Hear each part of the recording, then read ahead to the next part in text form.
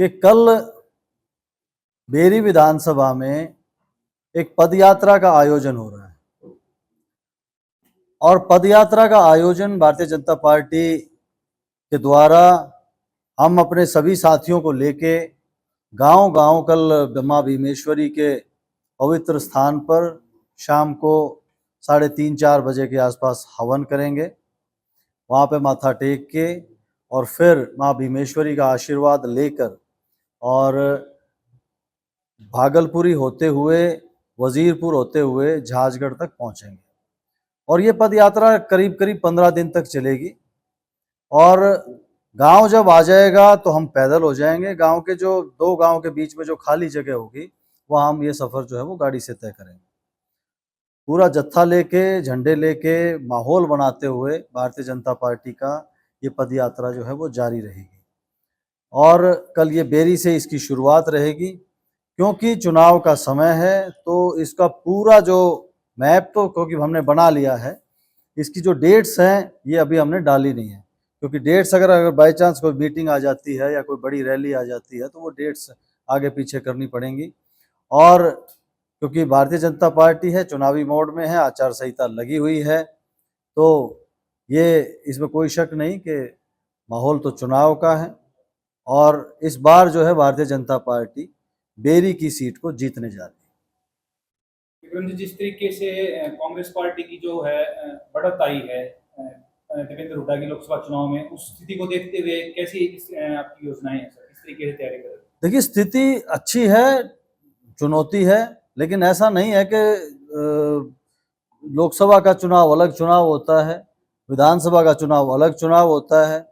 दिल्ली में जैसे सारी की सारी जो सीटें थी हमने जीती थी, लेकिन वहाँ हम नहीं जीत पाए, वो एक अलग विषय है। लोकसभा की अलग मुद्दे होते हैं और अपना विधानसभा के अलग मुद्दे होते हैं। इस बार एंटी इनकम्पेंसी बहुत ज़्यादा है, हमारे विधायक जी की जो एंटी इनकम्पेंसी है वो बहुत ज़्यादा है। इस बार बेरी का माहौल बिल्कुल भाजपा में रहेगा।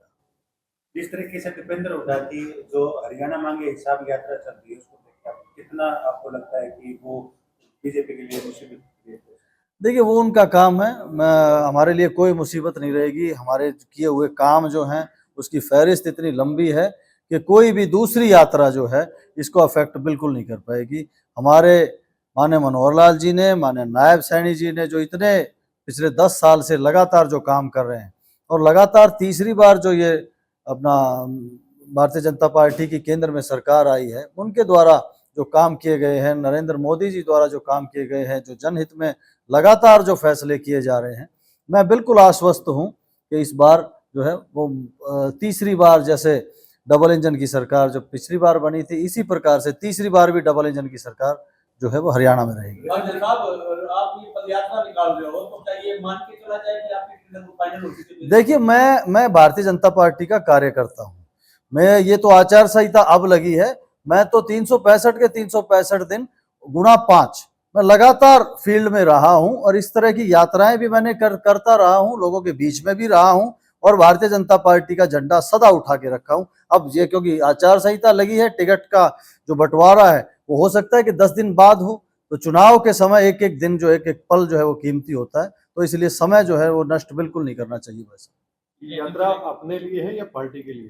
देखिए, मैं झंडा पार्टी का लेके चलूंगा तो पार्टी के लिए है और कहीं ना कहीं एक थोड़ा सा ये रहता भी है कि नेतृत्व की क्षमता है। 2 बार मैंने यहाँ से भारतीय जनता पार्टी का उम्मीदवार मैं रहा भी हूँ, तो कहीं ना कहीं लोग मेरे साथ जो जुड़े हुए हैं उनकी भावनाएं भी हैं।